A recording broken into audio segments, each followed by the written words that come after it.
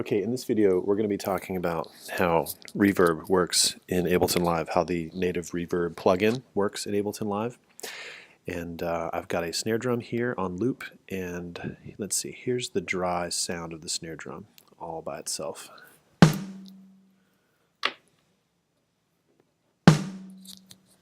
Okay, lovely. And I've got my reverb over here on this third bus, bus C. So I'm going to turn up the send for bus C, and now we're going to be hearing the snare drum along with the reverb that's on this bus.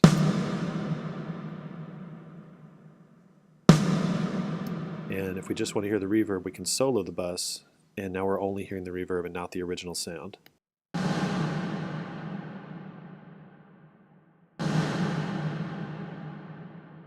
That's going to allow us to listen to the reverb and hear what it's doing without the original sound getting in the way. So the first thing I'm going to do is solo these two channels. Okay, so first thing that happens, the signal comes in here from the left, and you have input processing. And what input processing does is it gives you a filter, a high cut and a low cut filter, and allows you to basically alter the EQ curve of the signal that's coming into the reverb, so that the initial signal is not going to be changed, but the color of the sound going into the reverb processor will be changed. So first I'm going to turn these off. This is the sound of the reverb with no filtering.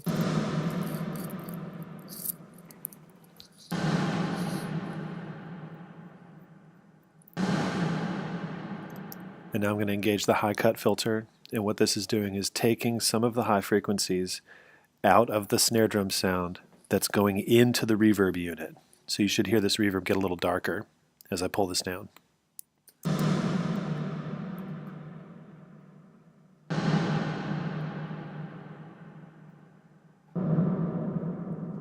That's real dark. And by the same token, I can do a low cut. It takes out the low frequencies.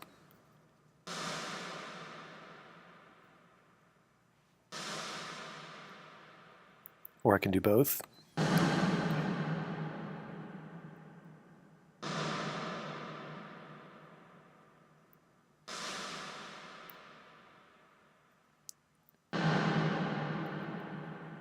So it really gives you a chance to shape the sound of the reverb just on the input processing.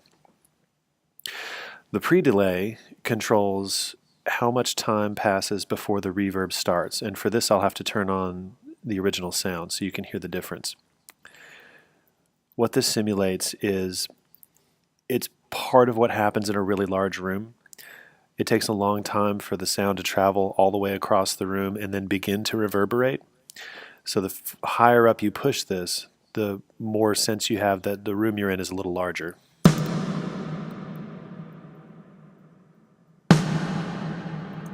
So what you're listening for is that you hear the snare drum sound, and then there's a tiny little pause by this amount of time before the reverb actually begins.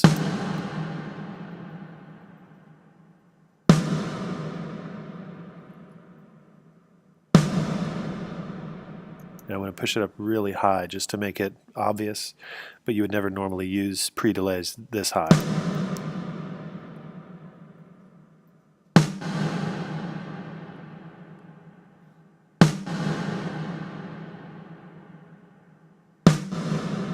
And that's like a canyon-sized pre-delay there.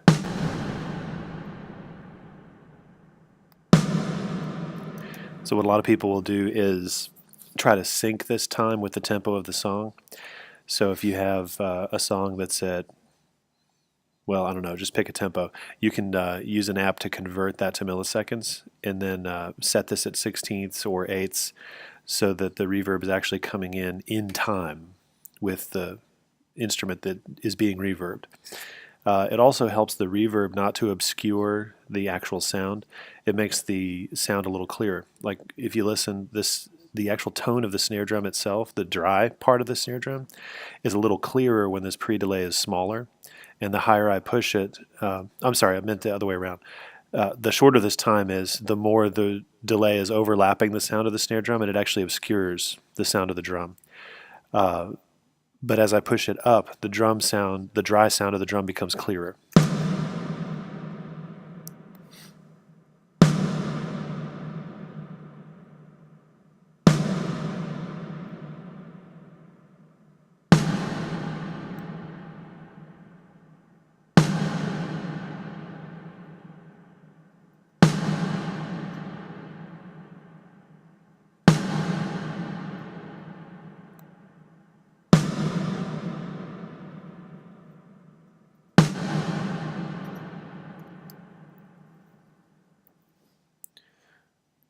Okay, the early reflections.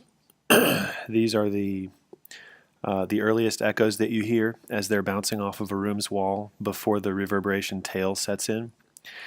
The amplitude of these and the distribution of them give you some sense of what size and shape of room that you're in.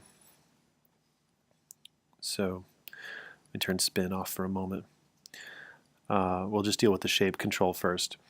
What this does is, well, you should probably listen to the difference between the early reflections and the diffuse part of the sound. You have two controls over here that control the volume of the diffuse sound and the volume of the early reflections. So let's listen. I'll solo this.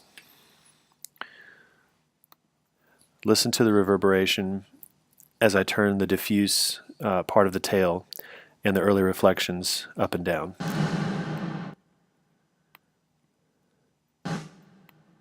That's just reflections.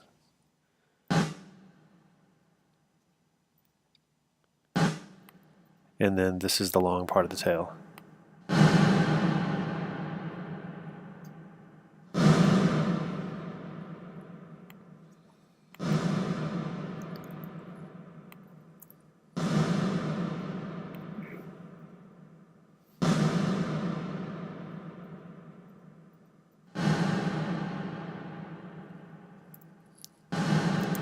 So if you think of it this way, the early reflections are those first couple sharp repeats of the sound, and then the diffuse part is the real washy ambient part of the reverb.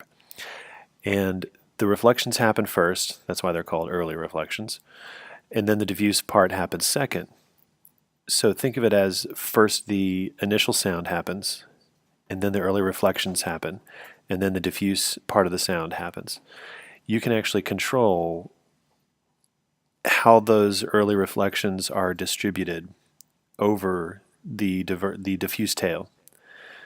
So this may be a little harder to hear, but what happens is when this has a small value, the shape control, the early reflections last longer and the diffuse sound occurs sooner, so there's more overlap.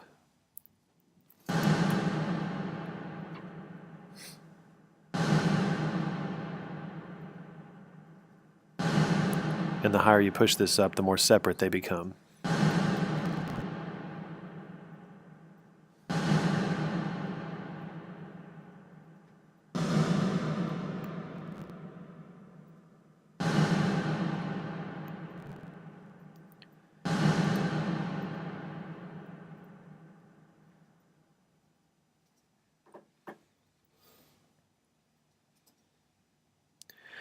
All right, spin applies some modulation, which sounds a little bit pitch shifty to the early reflections.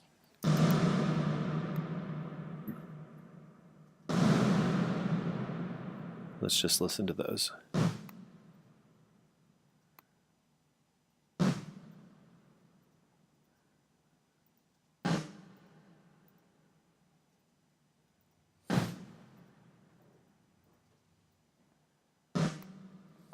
This would probably be easier to hear on a sound source that has a tone, like a guitar. Let's go over here.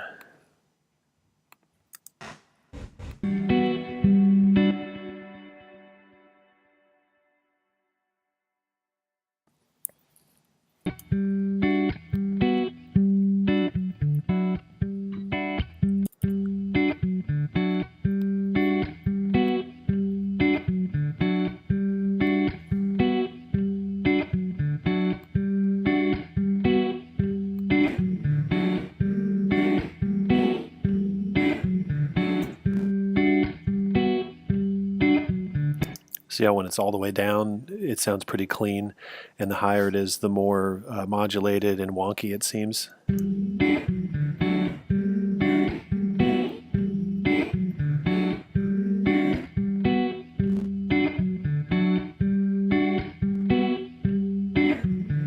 So this is a faster speed of those modulations.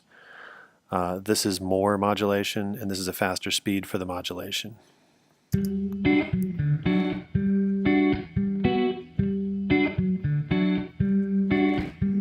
So this is the most extreme in this corner, and this is the lightest.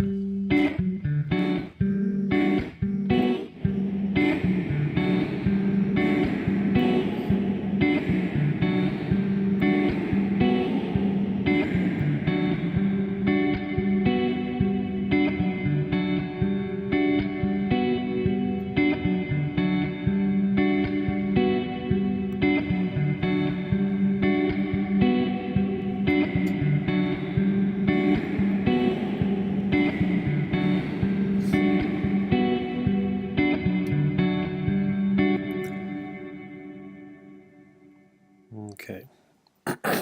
The quality chooser controls the trade-off between reverb quality and performance. When you set it to eco, you use less CPU in your computer, but the reverb is a little less rich. And the high setting, the reverb is way more rich and it uses way more CPU. So here's the difference.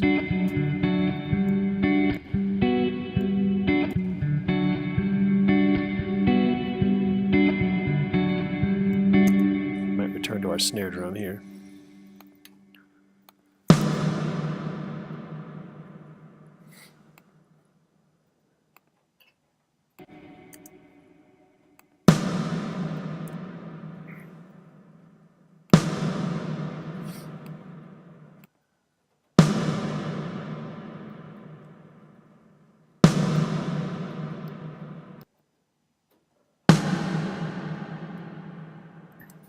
Okay. The size parameter controls the size of the room. You get a very diffuse kind of sound when it's a high volume, and the small value will make you feel like you're in a much smaller room with more reflective metallic walls.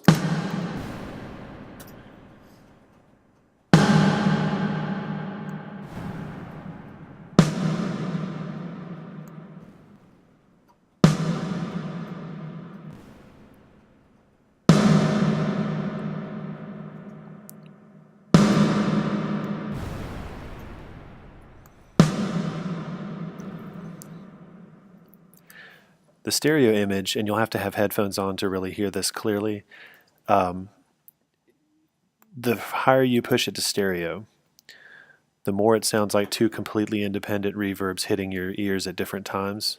And the more down you go, the more centered the reverb is. So it sounds like it's right in the middle of your stereo image. So we'll listen to that.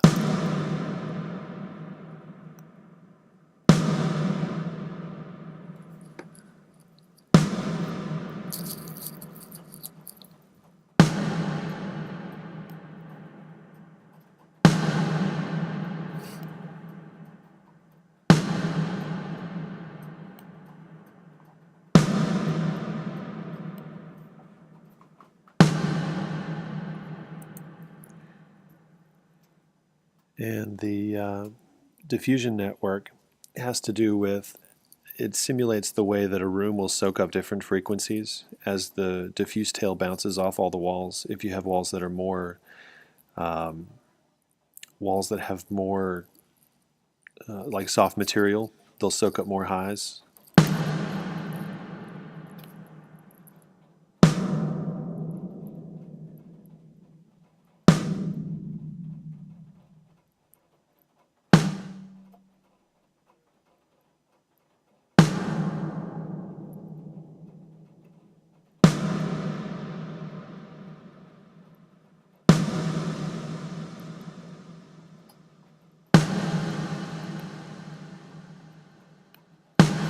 And then the same thing on the lows.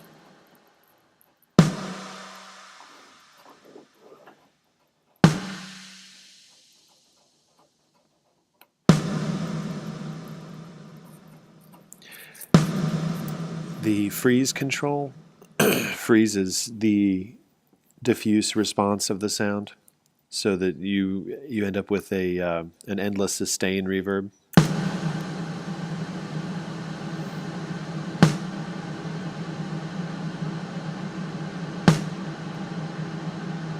So now I've stopped the track, but the reverb is still going.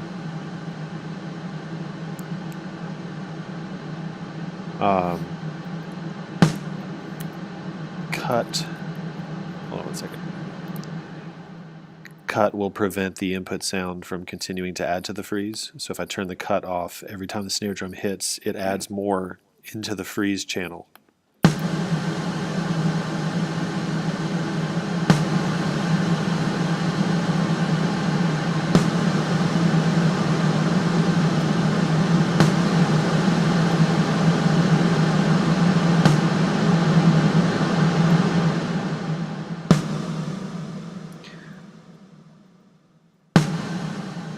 And then flat is going to affect whether or not the diffusion network affects the freeze channel.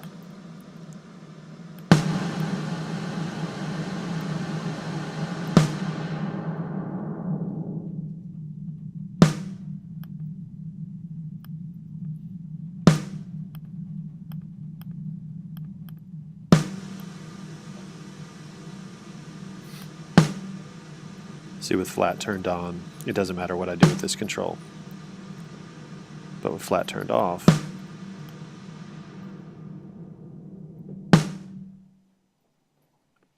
then the diffusion network will affect it. And finally, the density and scale have to do with how dense the reverberations are.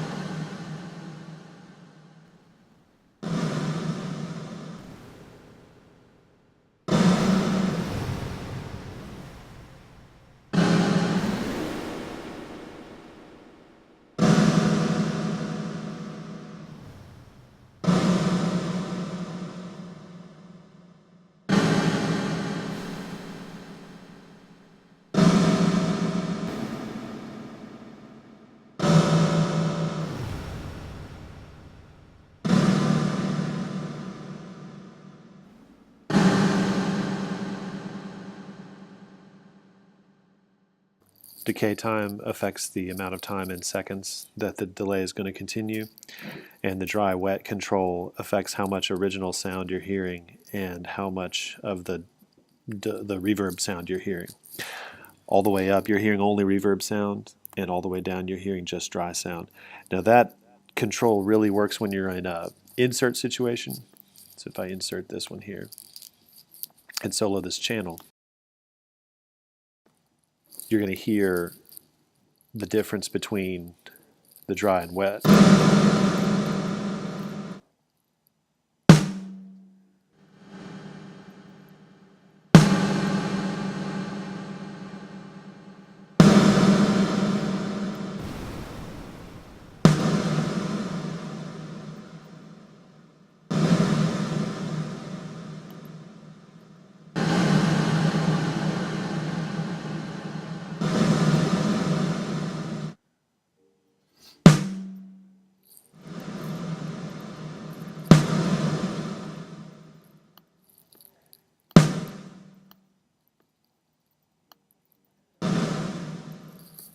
But when you're using it in a bus, like I was down here on the return, you want to turn it up all the way dry wet, or turn it up all the way wet.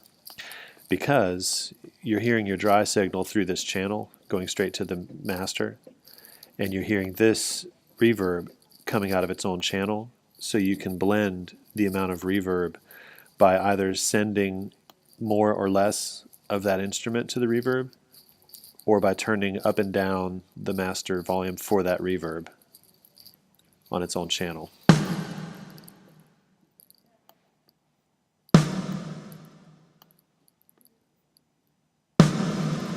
So I can turn down all the reverb here.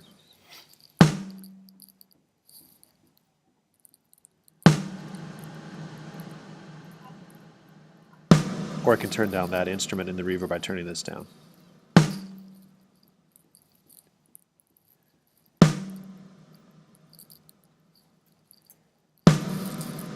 So what that allows you to do, this setup, means that you can put one reverb processor, set it up the way you like it, and then you can send lots of different instruments to that one processor just by using this send. Okay, that's pretty much it.